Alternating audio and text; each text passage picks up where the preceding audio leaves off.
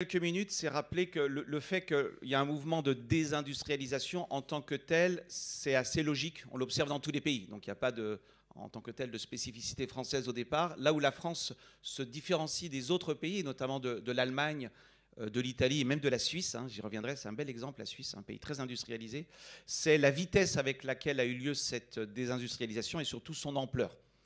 Son ampleur. Alors tu donnais un chiffre, Gilles, en effet, la part de l'industrie dans le PIB divisée par deux, à peu près un peu moins de 10% aujourd'hui, alors qu'on était à 20% en 2000. Hein, donc 2000, c'est quand même hier. Ce que je trouve peut-être plus intéressant que l'indicateur simplement de la part dans la valeur ajoutée, c'est de regarder nos soldes commerciaux. Donc le solde commercial, hein, vous le savez, c'est les exports moins les imports. Et vous allez voir, ça va nous servir à comprendre, à mon sens, les vraies causes de la désindustrialisation.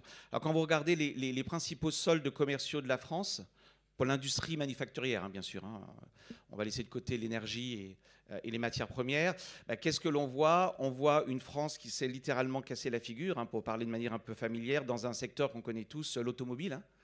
On avait un excédent commercial il n'y a pas si longtemps que ça, 2008, c'est quand même hier. Hein. On était encore en excédent commercial en 2008. Aujourd'hui, on a un déficit commercial extrêmement important de l'ordre de 20 milliards. Vous prenez les produits électroniques, télécom, même chose. Vous prenez la pharma, qui est pourtant un point fort. Hein, la pharmacie, ça a toujours été un point fort de la France.